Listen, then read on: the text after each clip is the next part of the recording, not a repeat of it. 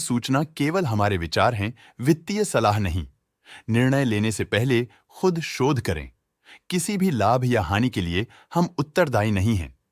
आज हम देख रहे हैं इको रिसाइक्लिंग लिमिटेड के 2024-25 Q3 की consolidated financial performance. Starting with the sales, पिछले क्वार्टर से सेल्स में -23% का डिक्रीज हुआ है, मगर कंपनी ने पिछले साल के मुकाबले 33% का सेल्स इंक्रीज रिपोर्ट किया। Expenses -9.5% quarter on quarter decrease हो गए हैं, जो साल भर के 48% के राइज के साथ अलाइन करता है। एक्सपेंसेस में डिक्रीज अच्छा है, लेकिन सेल्स में डिक्रीज निराशा की बात है। ऑपरेटिंग प्रॉफिट, जो पिछले साल के कंपैरिजन में 26% अप हुआ है, quarter on quarter around -28% decrease हुआ है। Operating profit margin (OPM) annual basis पे -3.5% से डिक्रीज हुआ है और पिछले क्वार्टर के कंपैरिजन में -5% से डिक्रीज हुआ है। एक्सेप्शनल आइटम्स को ऐड करके अदर इनकम पिछले क्वार्टर के कंपैरिजन में -144% गिर गई, बावजूद इसके ईयरली डिक्लाइन -121.5% हुई है। इंटरेस्ट एक्सपेंसेस पिछले क्वार्टर से -6% डाउन हुआ, लेकिन ईयर ओवर ईयर इंक्रीज 45.5% हुआ है।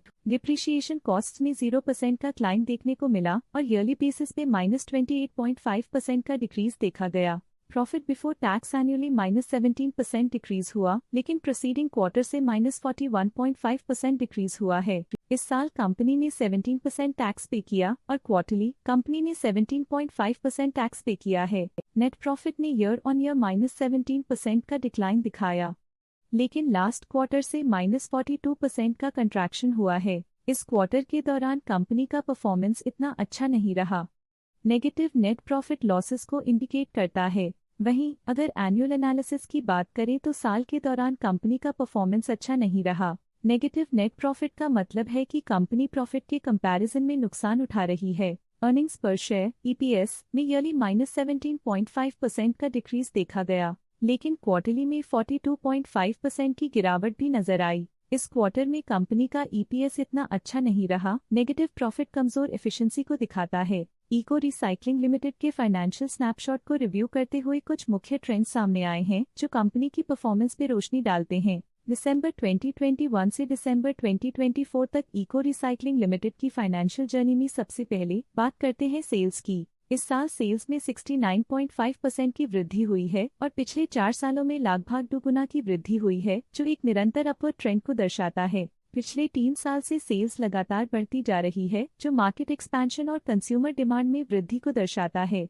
अब बात करते हैं एक्सपेंसेस की। इस साल एक्सपेंसेस -7.5% घट गए हैं, लेकिन 4 सालों में 10.5% का इजाफा हुआ है। इस साल सेल्स में एक्सपेंसेस के मुकाबले ज्यादा वृद्धि हुई है, जो अच्छी प्रॉफिटेबिलिटी को दर्शाता है। ऑपरेटिंग प्रॉफिट का सफर स्टेडली ऊपर चढ़ रहा है, इस साल लगभग 2 गुना की बढ़ोतरी के साथ और पिछले 4 सालों में लगभग 15 गुना का नोटिसेबल राइज हुआ है। पिछले 3 साल से ऑपरेटिंग प्रॉफिट लगातार बढ़ रहा है, जो कॉस्ट मैनेजमेंट और ऑपरेशनल कुशलता को दर्शाता है। नेट प्रॉफिट का सफर ऊपर की ओर चल पड़ा है। इस साल 78.5% की चढ़ाई के साथ पिछले 4 सालों में 90% की शानदार वृद्धि हुई है। एक अस्थायी गिरावट के बाद लगातार दूसरे साल नेट प्रॉफिट में वृद्धि हुई है, जो फाइनेंशियल लैंडस्केप में साइक्लिकल रिकवरी को दर्शाता है। इस साल EPS ने ऊंचाइयों को छुआ है 78.5% की वृद्धि के साथ, जो पिछले 4 सालों में 65% की मजबूत वृद्धि पर आधारित है। एक अस्थायी सेटबैक के बाद EPS ने लगातार दूसरे साल अपनी अपवर्ड ट्रैजेक्टरी को जारी रखा है, जो कंपनी की वॉलेटाइल मार्केट्स में अडेप्टेबिलिटी को दर्शाता है।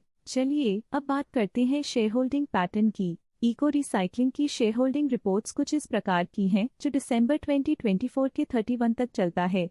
ये रिपोर्ट कंपनी के शेयर्स की डिटेल्ड जानकारी देता है, जिसमें promoters, promoter groups, foreign investors, public investors और सरकारी एंटिटीज शामिल हैं। पब्लिक द्वारा हेल्ड शेयर्स का परसेंटेज 25.47% से इंक्रीज होकर 2024 के दिसंबर में 25.48% तक का इंक्रीज से देखा गया। ये चेंजेस स्टेट है कि पब्लिक की इन्वेस्टमेंट कंपनी में क्वार्टर टू क्वार्टर इंक्रीज हुई है। जब कंपनी के शेयर्स का अधिकतम हिस्सा प्रमोटर्स, FII, DII या गवर्नमेंट के पास होता है, तब ये माना जाता है कि कंपनी मजबूत हाथों में है, जो स्थिरता और मजबूत समर्थन को दर्शाता है और इस मार्केट की स्थिरता बनी रहती है। DII डोमेस्टिक इंस्टीट्यूशनल इन्वेस्टर्स ने अपना शेयर होल्डिंग सितंबर 2024 में 0% से दिसंबर 2024 में 0.03% तक इंक्रीज किया।